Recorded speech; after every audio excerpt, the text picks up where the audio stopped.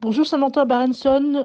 Merci d'avoir accepté cette interview virtuelle destinée à une parution sur le site d'Aral dans le cadre de la rentrée littéraire de printemps qui n'a pas pu avoir lieu comme prévu. Alors peut-être rapidement dire que vous publiez aux éditions La Passe du Vent un récit poétique intitulé Alto Mare, traduit par Mélissa Véraud. C'est un récit en une cinquantaine de fragments en édition bilingue. Bonjour Daniel Morel et bonjour à tous les membres de Auvergne-Rhône-Alpes Livre et Lecture que je remercie pour cette invitation pour cette rentrée littéraire de printemps qui a lieu de façon virtuelle mais non moins réelle. Et je suis ravie d'être là avec mon dernier recueil Alto Mare qui est né quelques jours avant le grand confinement et qui n'a pas encore eu la chance d'être présent dans les bibliothèques et dans les librairies, faute d'ouverture. On a parlé d'édition bilingue, donc dire que vous avez écrit ce texte en italien, qu'il a été traduit par Mélissa Véraud. Peut-être une première question justement sur l'écriture. Pourquoi la langue italienne? Qu'est-ce qu'elle représente pour vous? Et puis peut-être comment s'est passé ce passage de témoin à une traductrice avec qui je crois vous avez collaboré. Avant toute chose, peut-être spécifier pour les gens qui ne me connaissent pas, leur dire que je suis d'origine franco-italo-argentine et que donc je pratique la langue française, italienne et espagnole de façon quotidienne. J'écris ces trois langues, je lis ces trois langues, je les parle, elles font partie de moi. Cependant, s'il est vrai que j'ai écrit un premier recueil de poésie, Los Delitos del Cuerpo, en espagnol, il y a de cela quelques années, j'écris en général en langue française parce que j'habite en France et parce que j'ai un lectorat et un public plutôt francophone. Alors, savoir pourquoi ce livre a été écrit en italien et il y a une dimension familiale et un peu psychanalytique derrière puisque j'ai perdu tous les membres de ma famille qui étaient d'origine italienne, ne reste plus que les membres d'origine argentine, donc la langue italienne n'est plus tellement là. Donc c'est peut-être un élément de réponse. Il y avait aussi peut-être une envie d'aller explorer dans une langue qui était uniquement du domaine familial, culinaire, quelque chose de très lié aux grands-mères, d'aller explorer des thématiques totalement autres, à savoir ici la thématique du désir. Mais il faut dire qu'avant toute chose, c'est la langue qui s'est imposée. Peut-être parce que la langue italienne comporte aussi un lyrisme que l'on peut s'autoriser et qui demeure tout de même moderne, là où en langue française, peut-être qu'il serait un peu plus lourd, entre guillemets. En tout cas, le texte existant en italien, il a été nécessaire d'en faire une traduction. Et je n'avais pas envie de travailler moi-même à cette réécriture, parce qu'après tout, la traduction, c'est quand même un travail d'écriture, de réécriture. Et du coup, j'ai rencontré Mélissa Véraud au Salon du Livre de Genève il y a quelques années et elle a elle-même un mari italien et des affinités pour cette langue. Elle est traductrice de l'anglais, elle avait envie de se lancer comme traductrice de l'italien. Et du coup, voilà, c'est une collaboration qui s'est lancée. Collaboration d'autant plus intéressante que puisque nous avons un seuil commun, la langue française, il était tout à fait possible pour nous de discuter, de débattre.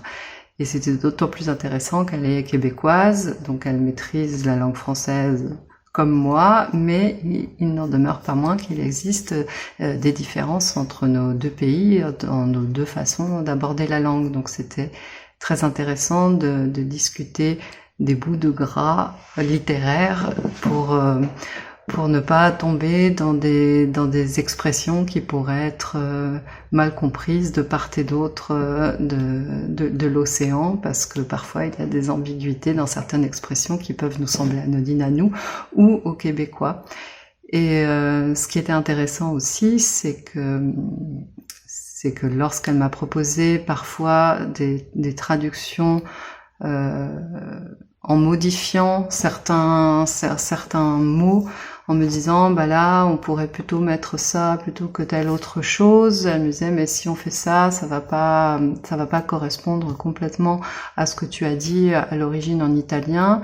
Eh bien moi je n'ai pas hésité à modifier aussi mon texte italien pour qu'il colle à sa traduction française. Donc il y avait vraiment cette histoire de passerelle et de réécriture constante où le texte italien nourrissait le texte français, mais le texte français nourrissait de nouveau le texte italien. Donc je suis vraiment ravie de cette collaboration avec Melissa Vero, qui est elle-même romancière et poétesse, et dont j'apprécie énormément le travail, et je vous invite à la lire et à la connaître si ce n'est pas déjà le cas. Alto Mare se présente sous la forme, je l'ai déjà dit, d'une cinquantaine de fragments, de textes assez courts, en prose poétique. C'est l'histoire d'une rencontre amoureuse, d'une rencontre des sens aussi, du sexe, en 4 saisons. Ce qui est remarquable, c'est qu'on a affaire au point de vue de la femme, la narratrice, et que celle-ci va décrire l'éclosion du désir, sa réalisation, l'acte sexuel, le regard sur le corps. Et justement, première remarque, c'est qu'on a affaire à un regard féminin sur le corps masculin.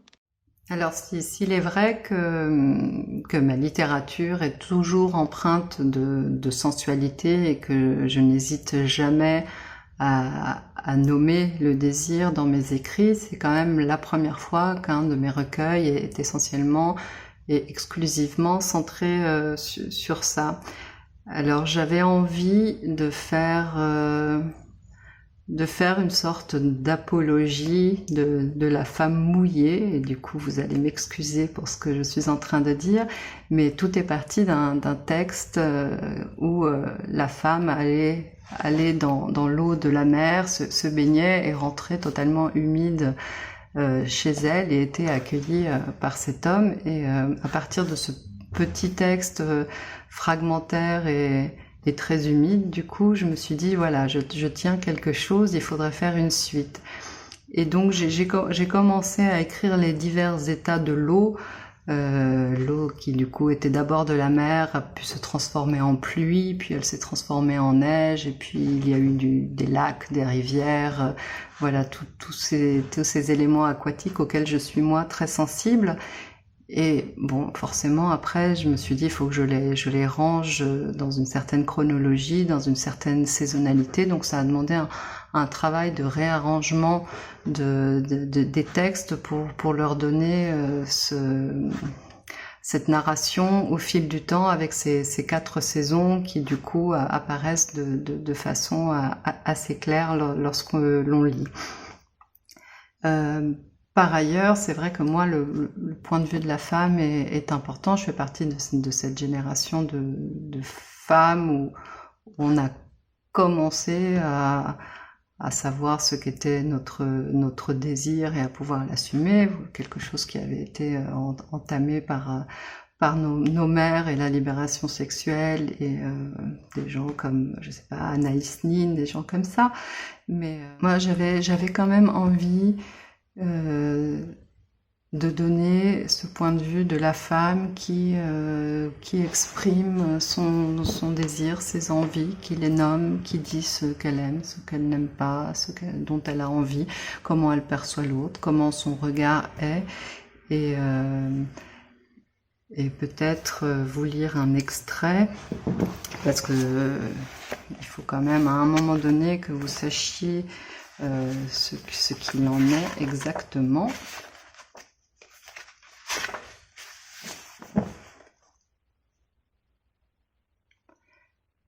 La première fois que je t'ai vu, tu étais de dos. La sensualité se cache aussi dans les revers. Tu marchais ailleurs, et avant d'avoir vu tes yeux et ton sourire, avant d'avoir entendu ta voix, je sentais déjà le manque et la mélancolie. Tu t'éloignais de moi, comme tu le ferais quelques mois plus tard. Tu partais vers mon absence sans t'en rendre compte, et moi, je restais là, à regarder l'ovale de ton joli cul. S'il fallait qualifier l'écriture de ce récit, je dirais qu'il mélange à la fois une écriture très lyrique et du vocabulaire parfois cru, notamment sur le corps masculin et sur le désir. Est-ce que ces deux écritures constituent pour vous ici un mélange qui se détourne de votre écriture habituelle? Eh bien, avant de répondre à cette question, peut-être lire deux extraits. Je vais finir par mettre mes lunettes parce que je n'y vois pas grand-chose. Tu es comme une tempête en haute mer, un séisme. Quand tu m'encercles, je ne peux faire autrement que d'avancer vers un désastre agréable. L'horizon s'assombrit et tu m'attires avec ton sourire vorace de monstre marin. J'essaie de nager pour ne pas me noyer entre raz-de-marée et vagues brusques. Je ne distingue plus les éléments.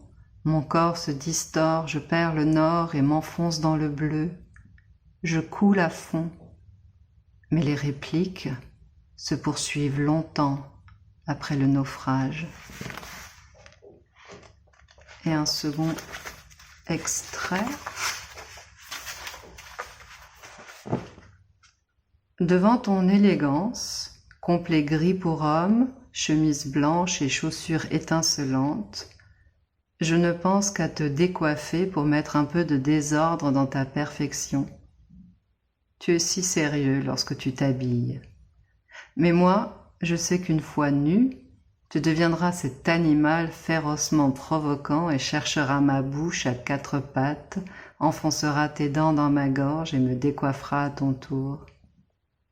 Fais-moi plaisir et reste encore un instant dans la simplicité charnelle, sans artifice et la queue bien dure.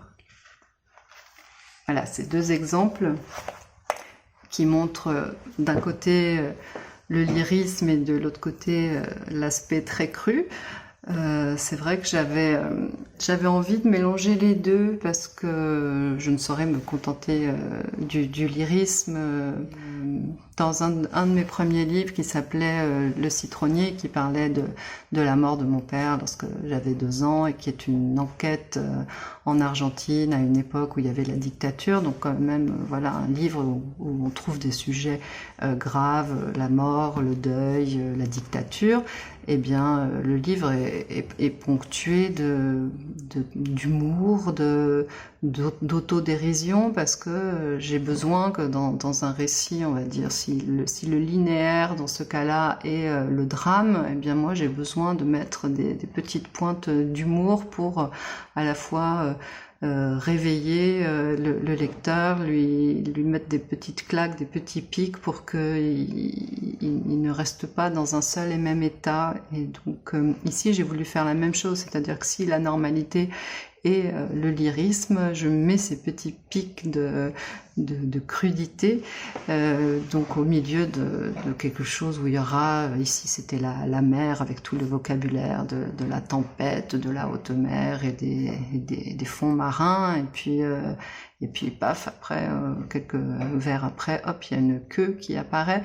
Donc j'aime bien ce décalage qui, moi me fait rire, mais je pense que mon lectorat aime bien justement parce que ça le décoiffe un peu. Alto Mare est une fiction, un récit, donc ça suppose du temps, on en a parlé, mais aussi de l'espace.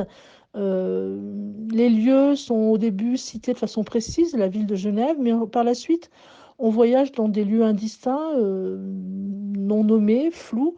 Que représente pour vous cette géographie particulière dans Alto Mare? Alors, je vais vous lire le premier extrait où justement cette ville de Genève est citée. C'est au tout début. Genève, ville recluse entre lac et fleuve, ville d'écueil administratif. 3 jours sans un seul rayon de soleil à faiblir sous les lumières au néon entre collègues de travail, PowerPoint et aliments industriels. Tu es passé près de moi à plusieurs reprises, me frôlant par hasard, puis me demandant pardon. 3 jours comme un paso doble, à dessiner des volutes dans l'espace de travail, à fuir dans les diagonales pour mieux nous regarder, à nous cacher aux confins de la salle de conférence. Demain, je partirai et nous aurons à peine échangé 2 phrases. Alors oui, c'est vrai, il n'y a qu'un seul lieu qui est cité dans tout le livre et c'est Genève, et c'est au tout début du livre. Et ensuite, on se retrouve dans des paysages de villes, de lacs, de mer. Parfois, les 2 personnages du livre prennent des avions pour se voir, parfois ils prennent des trains, parfois ils habitent à côté et d'autres fois ils ont l'air d'habiter très loin. Et pourquoi? C'est une bonne question. En fait, j'ai voulu citer la ville de Genève un peu pour justifier ce double langage, l'italien, le français, pour dire voilà, nous sommes dans une ville où ces 2 langues sont possibles, où les 2 personnages peuvent être tout à fait bilingues et ils peuvent se rencontrer. À partir de cette ville de Genève, ils peuvent soit habiter dans la même ville, soit habiter de part et d'autre de la frontière. Donc il y en a un qui pourrait être en Italie, l'autre qui pourrait être en France, il y en a un qui pourrait être en Suisse, l'autre en France, un en Italie, l'autre en Suisse, peu importe, mais ça donnait comme ça cette possibilité de rendre l'ouvrage bilingue possible pour tous les lectorats. Et puis j'aimais bien faire être précise au départ et puis laisser les personnages s'échapper et laisser le lecteur se perdre. Donc, comme j'ai pu l'évoquer parfois, c'est Genève est le point de départ sur une carte au trésor et peut-être à vous, lecteurs, d'essayer avec les indices qui sont donnés dans le livre, de dessiner la carte et de me dire où est-ce qu'ils peuvent habiter. Est-ce qu'ils habitent dans la même ville? Est-ce qu'ils n'habitent pas dans la même ville? Pourquoi prennent-ils des trains? Est-ce pour le travail? Est-ce pour d'autres raisons? Pourquoi prennent-ils l'avion? Pourquoi sont-ils parfois séparés, parfois pas? Et voilà, j'aime bien laisser des ellipses, laisser du mystère, laisser du questionnement, laisser de l'imagination et faire quelque chose, un ouvrage qui soit à la fois un mélange de fiction et de réalité, la réalité étant le nom de Genève et la fiction étant peut-être tout le reste. Voilà, merci à tous pour votre écoute et j'espère qu'on aura l'occasion de se retrouver bientôt dans les bibliothèques, dans les librairies, dans les bars ou ailleurs. Bonne journée.